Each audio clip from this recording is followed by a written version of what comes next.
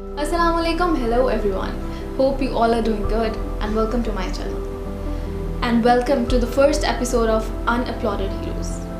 नाम सुन के आपके माइंड में क्या आ रहा है? सबसे पहले वही हीरोज जिनको प्रेज नहीं किया जाता, वो हीरोज जिनके अंदर टैलेंट तो है लेकिन लोग उसको पहचानते नहीं हैं, उस टैलेंट को जानते नहीं हैं। और इसी एक कोशिश के साथ मैं अपने इस चैनल के थ्रू, मैं अपने इन एपिसोड्स के थ्रू आपको उन तमाम लोगों से मिलवाऊंगी जिनके अंदर किसी भी किस्म की कमी नहीं है, किसी भी किस्म की। और इसीलिए आज के मेरे पहले मेहमान जिनसे मैं आपको मुतारिफ़ करवाऊंगी वो भी किसी भी कमी के मोहताज नहीं है। तो इसी एक उम्मीद के साथ कि आप आने वाले तमाम मेहमानों को और उनके हुनर को बिल्कुल सराहेंगे, तो मैं आपको आज अपने पहले मेहमान से मिलवाऊंगी और I will definitely wait for your feedback. Let's see where it goes. तो बुलाते हैं अपने पहले मेहमान को।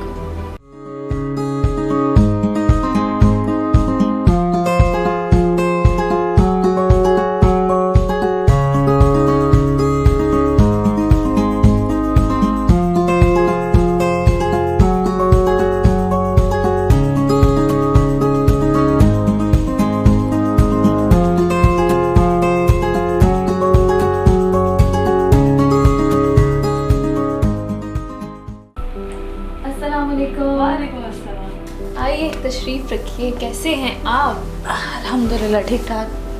कैसे हो मन्ना? कैसी चल रही है ज़िंदगी? क्या चल रहा है आजकल? अल्हम्दुलिल्लाह अच्छी जा रही है।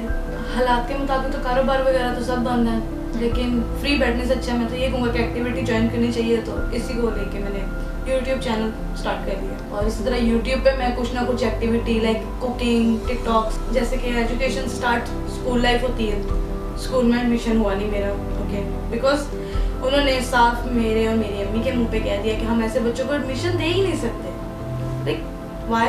बिकॉज बाकी बच्चों पे असर होगा। एक बच्चे का एडमिशन नहीं हो सकता बाकी बच्चों की वजह से, बिकॉज दे आर नॉर्मल और मैं उनकी नज़रों में नॉर्मल नहीं था। जब दुबई की लाइफ थी, वहाँ पे थे, डिफ्रेंशिएट करोगे कि मतलब वहाँ पे और जब यहाँ आए तो क्या चीज़ें फेस करनी पड़ी? वहाँ पे क्या चैलेंजेस थे जो फेस करने पड़े थे?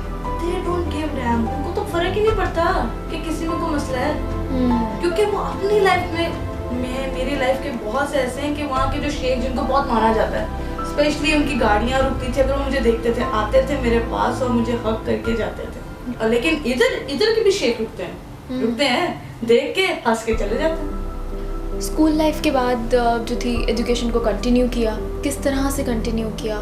कॉलेज लाइफ में मतलब क्या अगेन किस तरह से एडमिशन हुआ? क्या चीज़ें थी जो फेस की, चैलेंजेस थे, क्या था वो सब कुछ? उस चीज़ को भी शेयर करो। स्कूल लाइफ में एडमिशन नहीं हुआ, बहुत डिसहार्ट हुआ इस बात से, क्योंकि मुझे ज़्यादा तकलीफ तब होती है जब मेरे घर वाले डिसहार्ट होते हैं। मैं उनको डिसहार्ट नहीं देख सकता।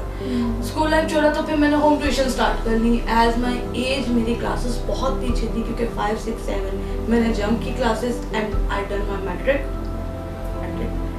मैट्रिक मैंने 2 महीनों में कंप्लीट कर लिया था हाल में। देन उसके बाद एक मौका आया लाइफ में कि एक इंस्टीट्यूट से पढ़ना है, the Punjab college, the most famous. Punjab college के साथ बहुत ज़्यादा मेमोरीज जुड़ी हुई हैं। मुझे याद है तो मुझे वहीं मिले और उसके बाद you became one of the very the prominent highlighting part of our campus और बहुत सारी मेमोरीज हैं वहाँ पे हमारी। मेरी एक आदत है कि जो आपके बारे में लोग सोचते हैं ना, सोचने दो, आपको उससे। तुम्हारा पूरा ग्रुप था आई रिमेंबर, और तुम बहुत प्रोमिनेंट थे उस ग्रुप के अंदर और तुम लोगों की हलचल थी हर जगह पे। मुझे याद है तुम लोगों के ग्रुप की भी। लेकिन उसके स्टार्ट में भी काफ़ी मुझे फेस आउट करना पड़ा, लेकिन कह लें कि सब्र का फल मीठा होता है, शायद उसी सब्र का फल मुझे मिला। कैंपस एड में एडमिशन लिया है, एवरीवन नोज दैट कि वो बॉयज़ और गर्ल्स कैंपस में क्या डिफरेंस था? मतलब जब बॉयज़ कैंपस में गए थे तो वहाँ पे क्या चैलेंजेस, किस तरह के नाम से तुम्हें बुलाते थे और क्या चीज़ें करते थे, तो क्या डिफरेंस? और जब गर्ल्स कैंपस में गए तो वहाँ पे किस तरह का एनवायरनमेंट देखा? वहाँ चैलेंजेस ये फेस करने पड़े थे कि मेरा उठना बैठना सब मुश्किल था। किस तरह क्या करते थे? कैसे कमेंट्स, कैसे नाम? कमेंट्स उनके ये होते थे कि लाइक मैंने चलना है ना पीछे से, ओए छोटू, ओए छोटे, ओए बात सुन, ओए इधर आ, लाइक ये लैंग्वेज यूज़ करनी। ओके, दोस्ती यारी में होता है, बट आप किसी को बैड लैंग्वेजेस, बैड वर्ड्स में बुलाओ ना तो बर्दाश्त नहीं कर पाता। स्पेशली उसको आप इस चीज़ से जाहिर करो कि यार उसमें कोई इशू है, उसे बोना कहना, उसे इस तरह के लफ्ज़ कहना, तो वो बहुत तकलीफ है। आप पंजाब कॉलेज में गए तो यूनिफॉर्म किस तरह का पहना था, और वो आई रिमेंबर हमारी सैश होती थी एक, वो भी ली, तो वो बहुत इंटरेस्टिंग पार्ट है, वो भी ज़रा शेयर करो कि किस तरह से उसको इस यूनिफॉर्म को कैसे कैरी किया, वो सब कुछ किस तरह से पहना। दुपट्टा पहन के घूमना यार, लड़कियों में यूनिफॉर्म, और वहाँ पहले दिन मजे का सीन ये वाला जी, फर्स्ट डे लो जी, मैंने भी क्लास में एंट्री की है और लड़कियों की वोटिंग हो गई। उन्होंने मुझे कहा बेटा पूरा कॉलेज देखो, हम आपको बाद में बुलाते हैं। उन्होंने मुझे पूरी क्लास में कॉलेज दिखाया और कहते हैं कि उस ग्रुप को बहुत बुरा हाल हुआ था, बहुत बुरा हाल हुआ था।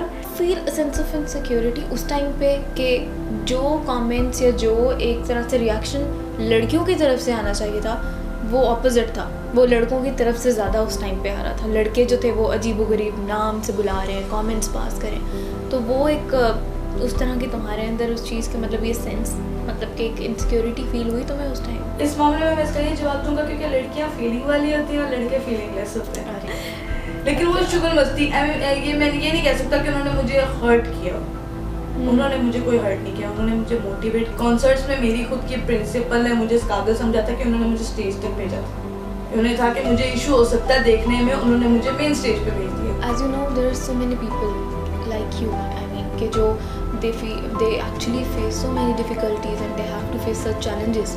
तो what is that one thing that keeps you going on? मतलब वो क्या एक चीज़ है जो तुम्हारे अंदर मोटिवेशन जो लाती है कि तुम्हें कि कुछ भी हो जाए मैं ये सब चीज़ें फेस कर लूँगा? एज एन तो भाई मेरी मॉम को यही होता था कि दुनिया इसको जीने नहीं देगी, ठीक है, तो मुझे बाहर नहीं भेजती थी। मेरे पापा ने एक दिन कहा कि इसको भेजो बाहर, ये बाहर जाएगा तो बाहर की दुनिया देख पाएगा, अंदर रह के ये बाहर के लोगों को नहीं देख पाएगा।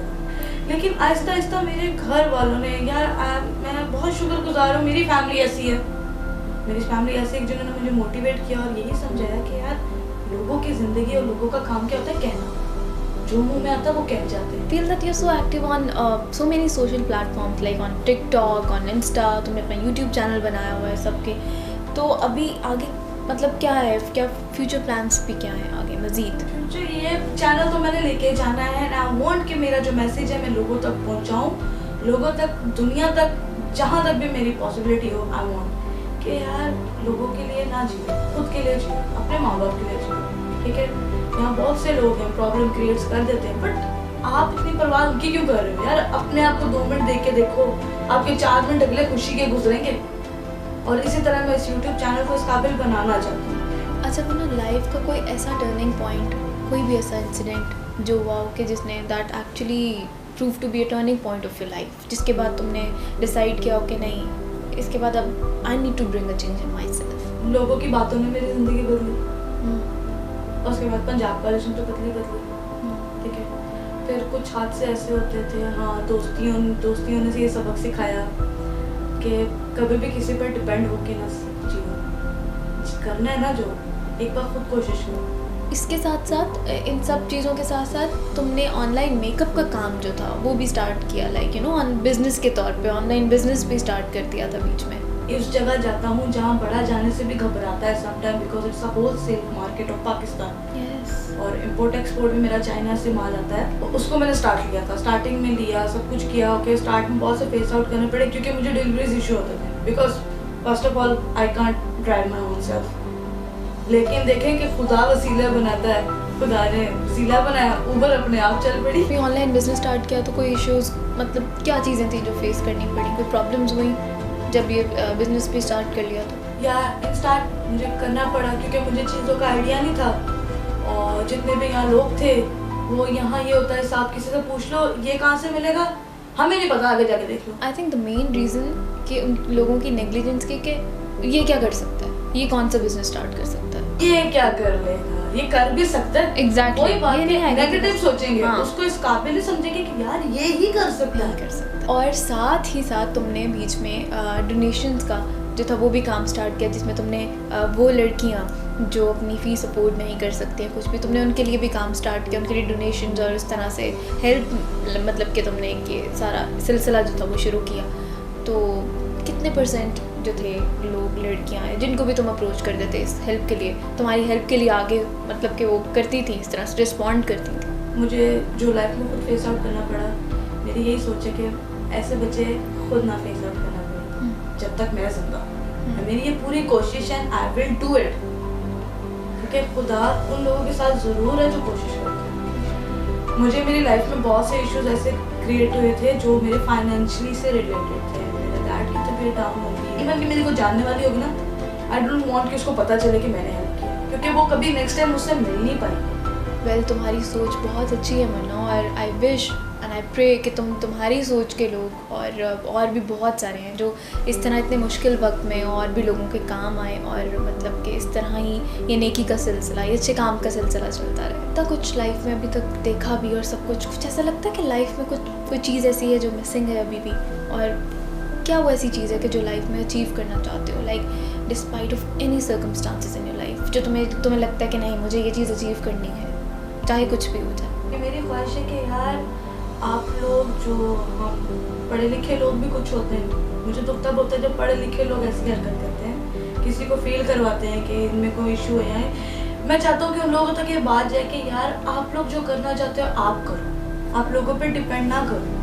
अच्छा, बीच में तुम एक किसी चैनल की तरफ से भी तुम्हें कोई ऑफ़र आई थी या कुछ उन्होंने तुम्हें बुलाया था किसी चीज़ के लिए, तो वो नाम तो हम नहीं लेंगे उस चैनल का, लेकिन वो क्या एक्सपीरियंस था वो प्लीज़ ज़रा शेयर करो हमारे साथ। उन्होंने जी मुझसे बातचीत हुई, आई वाज हैप्पी, ओके, मुझे खुशी हुई कि उन्होंने मुझे पॉजिटिव तौर पर बुलाया।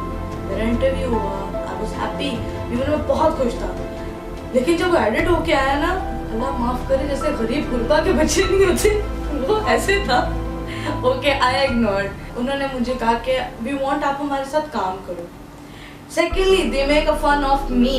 एक लंबा हाइट वाला बंदा वहाँ आया हुआ था and he was standing on me and पूछ रहा था मुझसे क्या करने आए हो इधर। और वो जो चैनल वाले लोग थे वो मेरे इर्द गिर्द खड़े हुए थे, उसको रोकने के बजाय हंस रहे थे। उस टाइम मुझे एक बार छोटा सा फील हुआ कि यार मतलब आगे भी यही होगा, आगे जाकर मुझे फेस आउट करना पड़ेगा।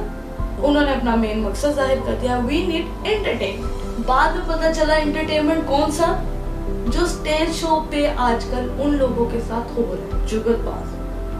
मैंने रिफ्यूज कर दिया बिकॉज मुझे ये फील नहीं चाहिए। ये मैं 12 साल का था जब से ऑफर आ रही है, और मैं वो बंदा नहीं हूँ जो ऐसी इज्जत कमाए। शाहिद और Munna, this was very it was a kind of curiosity उस टाइम पे बहुत ज़्यादा। तो ये जो शाहिद है इसके पीछे क्या राज है? शाहिद और मुन्ना ये अलग पर्सनालिटी है या एक ही तरह की है? मतलब कि शाहिद और इंसान है, मुन्ना और इंसान है, या ये एक ही पर्सनालिटी है? मुन्ना वो था जो कानों में बाली, हाथ में ब्रेसलेट्स, पेंडेंट्स, रुमाल और बाइक, ज़्यादातर तो मुन्ना ही करते हैं। लेकिन अब छोटू फैम, आई वांट कि मैं जो हूँ उससे ही एग्जिस्ट करूँ छोटू फैम के थ्रू।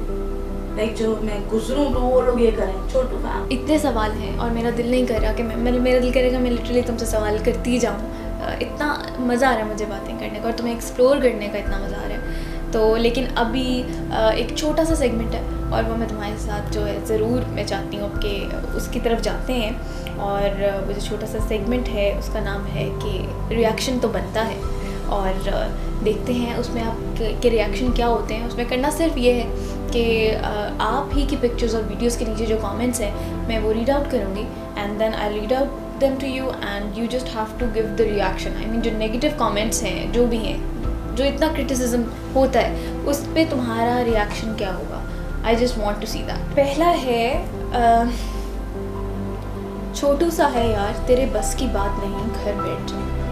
आप कौन हो मुझे कहने वाले? सब कुछ जो कर रहा हूँ वो मैं कर रहा हूँ, आप क्यों टाइम वेस्ट कर रहे हो मुझ पर? Here's another.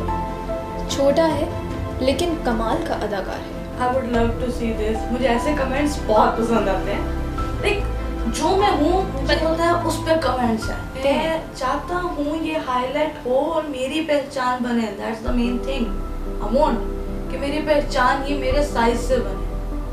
अब वो लोगों पे डिपेंड करता है वो नेगेटिव बने या पॉजिटिव। इस चीज़ का वक्त नहीं मेरे पास।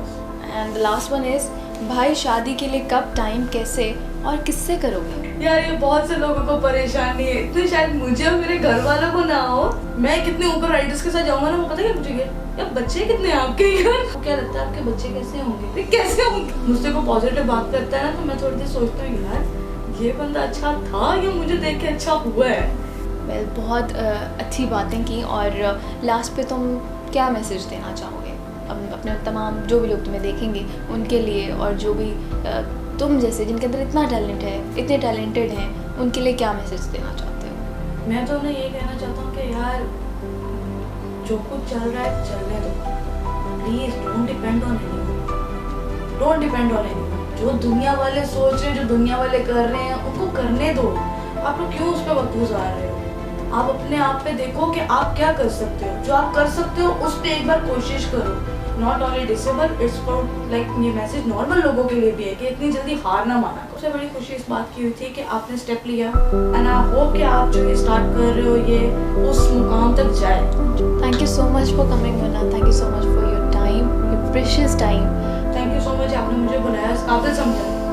मेरे लिए इससे बढ़ के क्या है, क्योंकि लोग इस काबिल नहीं समझते, आपने इस काबिल समझा। मैं इसी चीज़ से बहुत खुश हूँ और आई फील सो ग्रेट कि मैंने अपने पहले एपिसोड का आगाज़ तुमसे किया कि यू आर वेरी टैलेंटेड और इंशाल्लाह you have a long way to go. इंशाल्लाह best of luck for all your future interviews. जी, तो मुझे उम्मीद है कि आपको अनअपलोडेड हीरोज़ का ये पहला एपिसोड पसंद आया, और अगर आपको पसंद आया है तो you know the drill, just like, share and subscribe my channel. और एक नए मेहमान, एक नई टैलेंटेड गेस्ट के साथ नेक्स्ट एपिसोड में हाजिर होंगी। टिल देन अपना बहुत सारा ख्याल रखिए।